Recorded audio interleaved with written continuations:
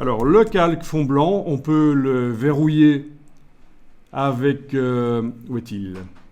Ah, là, oh, là, le verrou total sur le calque fond blanc pour être certain de ne pas travailler sur lui. Le verrou total, pas le verrou qui ne verrouille que la transparence ou qui empêche de dessiner ou qui empêche de repositionner. Non, vraiment le verrou total. Comme ça, on est certain qu'on ne va pas faire l'erreur d'aller dessiner sur lui. Ce sera ennuyeux. Et donc ici, vous allez créer un calque vide juste au-dessus de celui-là. Vous cliquez sur le signe plus, il y a un calque vide qui arrive et je vais l'appeler ombre sous patte, par exemple. Alors, sur ce calque ombre sous patte, je vais aller prendre le pinceau, en fait, voilà, le pinceau. J'enfonce CTRL et Option sur le clavier du Mac, CTRL ALT sur le clavier du PC, bouton gauche de la souris sur le Mac, bouton droit sur le PC, je détermine la dimension de la brush. Voilà, je vais faire une grosse brush comme ça. À bord flou, il faudrait ici que la dureté soit à 0. Ce serait bien, vous voyez, c'est en hauteur.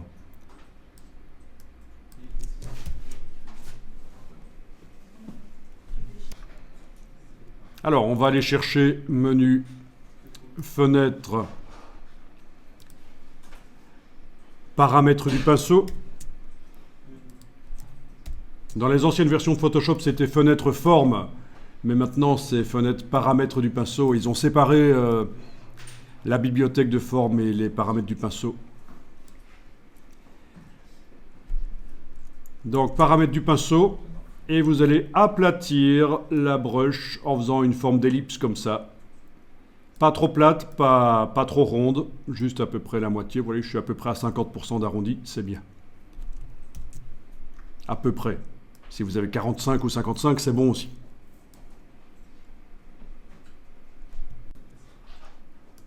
À partir de là, sur le calque ombre sous patte, vous allez décider que vous dessinez avec du noir. Vous cliquez par exemple à cet endroit-ci. Et alors, vous allez cliquer sans bouger la souris. Voilà. Vous avez amené une tache noire entourée de transparence et avec beaucoup de flou. Transparent, le flou forcément. Voilà. Quand vous avez ça, vous enregistrez le fichier. C'est une sécurité.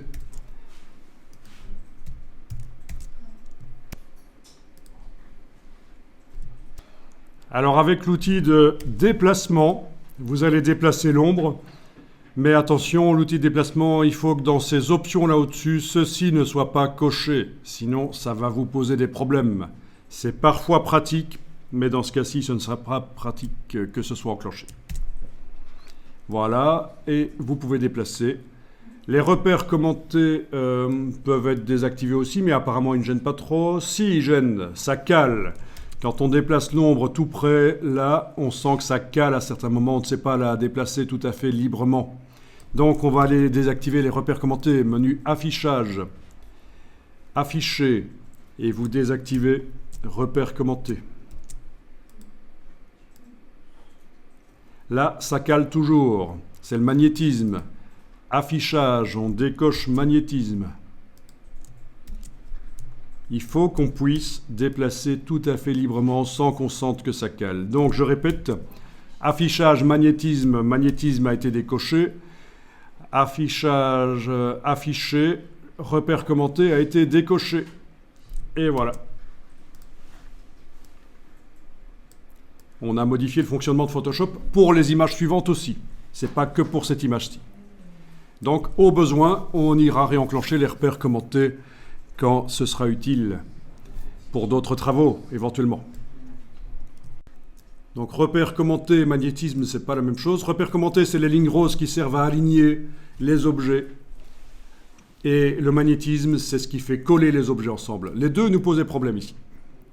Voilà. Donc là, on est tout à fait libre de positionner ça. Bien sûr, le bas des pattes devrait être plus flou. Ce sera retravaillé par la suite, c'est tout à fait possible. C'est un peu net, mais bon. Alors ici, qu'est-ce que vous feriez avec ça? Le mettre derrière la tête? Non? Donc vous allez dans Édition, Transformation manuelle, ou alors vous faites CTRL-T sur le PC, Commande-T sur le Mac, et vous avez un cadre qui apparaît. Vous allez pouvoir redimensionner, repositionner. Voilà.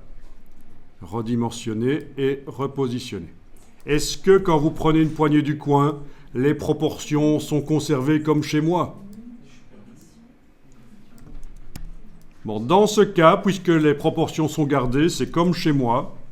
Il va falloir éventuellement prendre la poignée du milieu. Oui, ça peut marcher, non, ça ne marche pas. Quelle que soit la poignée que je prends, je n'arrive pas à casser les proportions. Donc je vais devoir enfoncer la touche Shift sur le clavier. Voilà, pour forcer à s'aplatir. L'idée, c'est de donner l'impression qu'on a affaire à un cercle noir qui est posé sur le sol en perspective. Voilà, si dans Google, ici, je tape cercle en perspective, il y a plein d'explications pour comment dessiner sur du papier des ellipses, en fait, en perspective. Et donc, ce qu'on a fait, nous, c'est à peu près ceci. C'est un cercle qui est vu en perspective. Il est posé sur le sol. Oui, rien que de voir ça, vous avez déjà l'impression que vous avez affaire à un cercle posé sur le sol, on est d'accord? Oui. Eh bien, c'est... Merci, c'est gentil. Mais donc voilà, c'est un peu ça qu'on fait ici. C'est beaucoup ça qu'on fait ici. Et alors, il va falloir le positionner sous les pattes. Alors, les pattes étant jointes ici, je ne vais pas faire une ellipse sous la patte avant droite, une autre ellipse sous la patte avant gauche, peut-être pas. Je vais juste ici positionner comme ça, voilà. Donc, vous voyez le principe? On devrait avoir l'impression que les pattes sont posées sur le sol. Vous voyez, j'ai dû aplatir pas mal l'ellipse quand même. Hein. Alors, quel est le bon aplatissement? Quelle est la bonne position? Seul vous le savez. Seul vous pouvez le décider.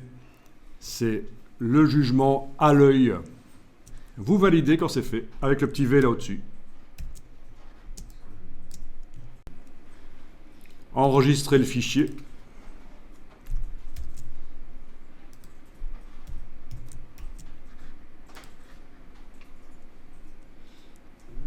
Vous allez maintenant, avec l'outil de déplacement, déplacer l'ombre, mais en enfonçant la touche Alt, la touche Option. Ça va faire une copie. Donc ça fait un nouveau calque en fait. Ombre sous patte, copie. Et vous le placez à l'arrière. Voilà, tout simplement.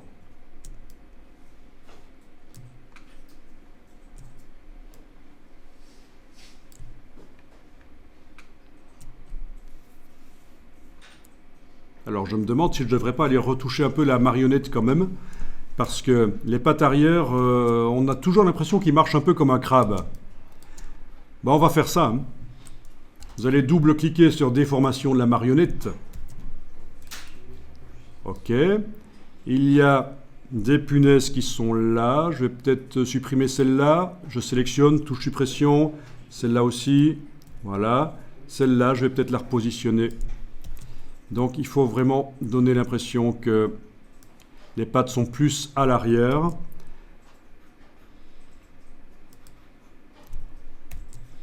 OK. Alors. Ah oui. Est-ce que quand vous travaillez sur la punaise là, vous voyez un cercle autour? Non? Un cercle comme ça, vous le voyez ou pas? OK, il faut enfoncer la touche Alt. Ce qui va permettre de tourner éventuellement quand on est à côté de la punaise et qu'on tourne. Voilà, sans la touche Alt, voilà, je peux repositionner. Ok, qu'est-ce qui pourrait donner l'impression qu'il est bien posé sur le sol? Peut-être que les pattes sont trop larges à l'arrière, je ne sais pas. Peut-être qu'en les faisant peut-être un peu plus petites, avec des punaises comme ça, peut-être essayer de rétrécir, ça va peut-être donner l'impression qu'elles sont plus à l'arrière. C'est pas évident. Vous voyez, je peux même modeler. Je peux modeler la silhouette grâce à ça. Il y en a qui s'en servent pour modeler les silhouettes des mannequins. Ah non, on ne peut pas faire de sélection parce qu'on a affaire à un objet dynamique.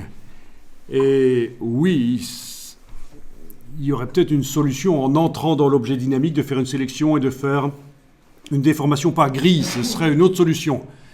C'est une alternative, c'est une autre solution que la marionnette.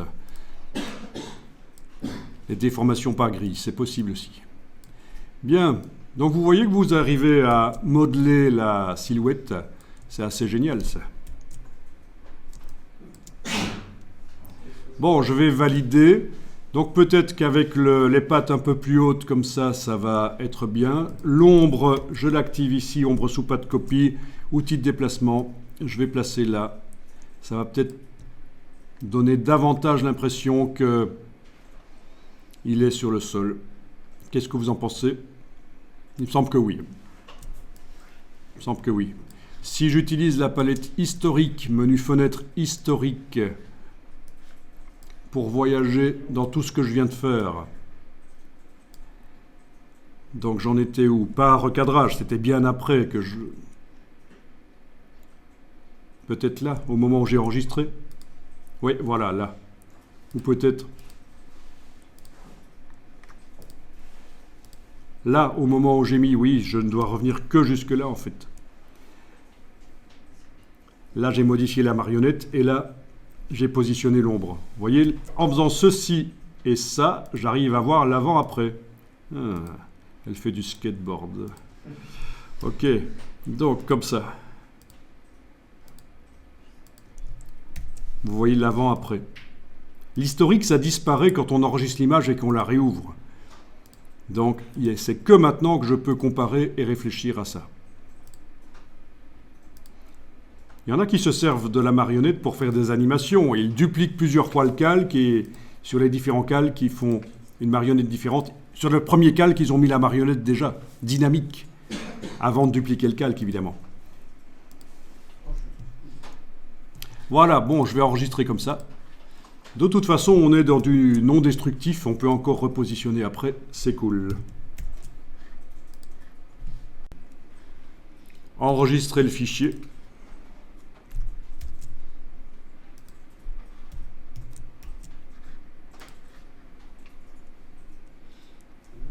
Vous allez maintenant, avec l'outil de déplacement, déplacer l'ombre, mais en enfonçant la touche Alt, la touche Option. Ça va faire une copie. Donc ça fait un nouveau calque, en fait. Ombre sous patte copie. Et vous le placez à l'arrière. Voilà, tout simplement.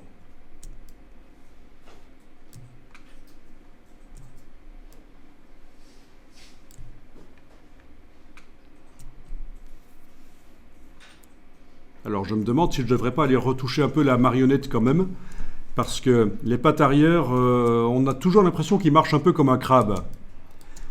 Bon, on va faire ça. Hein. Vous allez double-cliquer sur déformation de la marionnette. Ok. Il y a des punaises qui sont là. Je vais peut-être supprimer celle-là. Je sélectionne, touche suppression. Celle-là aussi. Voilà. Celle-là, je vais peut-être la repositionner. Donc il faut vraiment donner l'impression que les pattes sont plus à l'arrière.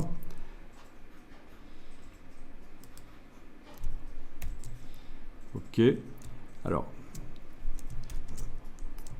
Ah oui. Est-ce que quand vous travaillez sur la punaise là, vous voyez un cercle autour?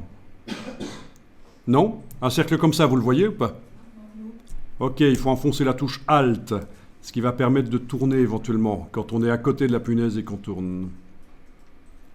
Voilà, sans la touche Alt, voilà, je peux repositionner. Ok, qu'est-ce qui pourrait donner l'impression qu'il est bien posé sur le sol? Peut-être que les pattes sont trop larges à l'arrière, je ne sais pas. Peut-être qu'en les faisant peut-être un peu plus petites, avec des punaises comme ça, peut-être essayer de rétrécir, ça va peut-être donner l'impression qu'elles sont plus à l'arrière. C'est pas évident. Vous voyez, je peux même modeler. Je peux modeler la silhouette grâce à ça. Il y en a qui s'en servent pour modeler les silhouettes des mannequins. Ah non, on ne peut pas faire de sélection parce qu'on a affaire à un objet dynamique. Et oui, il y aurait peut-être une solution en entrant dans l'objet dynamique de faire une sélection et de faire une déformation par grille. Ce serait une autre solution. C'est une alternative, c'est une autre solution que la marionnette. Les déformations par gris, c'est possible aussi. Bien, donc vous voyez que vous arrivez à modeler la silhouette. C'est assez génial ça. Bon, je vais valider. Donc peut-être qu'avec les pattes un peu plus hautes comme ça va être bien. L'ombre, je l'active ici, ombre sous patte copie, outil de déplacement. Je vais placer là. Ça va peut-être donner davantage l'impression que il est sur le sol. Qu'est-ce que vous en pensez? Il me semble que oui. Il me semble que oui. Si j'utilise la palette historique, menu fenêtre historique, pour voyager dans tout ce que je viens de faire. Donc j'en étais où? Pas recadrage, c'était bien après que je... Peut-être là, au moment où j'ai enregistré. Oui, voilà, là. Ou peut-être... Là, au moment où j'ai mis, oui, je ne dois revenir que jusque-là, en fait. Là, j'ai modifié la marionnette, et là, j'ai positionné l'ombre. Vous voyez, en faisant ceci et ça, j'arrive à voir l'avant-après. Ah, elle fait du skateboard. Ok, donc comme ça. Vous voyez l'avant-après. L'historique, ça disparaît quand on enregistre l'image et qu'on la réouvre. Donc, c'est que maintenant que je peux comparer et réfléchir à ça. Il y en a qui se servent de la marionnette pour faire des animations. Ils dupliquent plusieurs fois le calque et sur les différents calques, ils font une marionnette différente. Sur le premier calque, ils ont mis la marionnette déjà, dynamique, avant de dupliquer le calque, évidemment. Voilà, bon, je vais enregistrer comme ça. De toute façon, on est dans du non destructif, on peut encore repositionner après, c'est cool. Alors vous allez trouver plein de tutos sur le web qui expliquent comment utiliser la déformation de la marionnette pour faire un peu d'animation basique. Ici j'ai une vidéo à moi qui est sur YouTube, les bases de l'animation GIF avec la palette montage. Et c'est une petite vidéo dans laquelle je prends cette immonde bestiole. Je la mets dans un ring de boxe. Voilà, on peut déformer. C'est trop drôle, ça me fait rire. Ensuite, je prends l'autre immonde bestiole. Voilà, je la mets en dessous. Avec la marionnette aussi. Et puis, je duplique plusieurs fois le calque avec marionnette. Et sur chaque calque, il va y avoir une position différente. C'est la base de l'animation. Et puis donc, à la fin, le chien va écraser le chat dans le ring de boxe. C'est débile, mais c'est comme ça.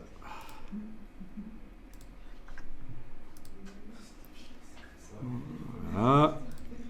Ah, il sort la langue. Ah, c'est dégoûtant. Donc si ça vous amuse de faire du GIF animé comme ça peut être marrant. Et ce n'est pas évidemment le seul tuto que vous avez. Vous regardez mon tuto ou celui de quelqu'un d'autre. L'essentiel, c'est d'apprendre. Est-ce qu'on a l'animation qui joue un peu ici quand même? Pas trop. Ah oui, là, c'est de la retouche. Ok. Enfin, vous verrez l'idée. Ah oui, il faut des ombres aussi. Voilà. Voilà. C'est de la cruauté, ça. Enfin, voilà l'idée.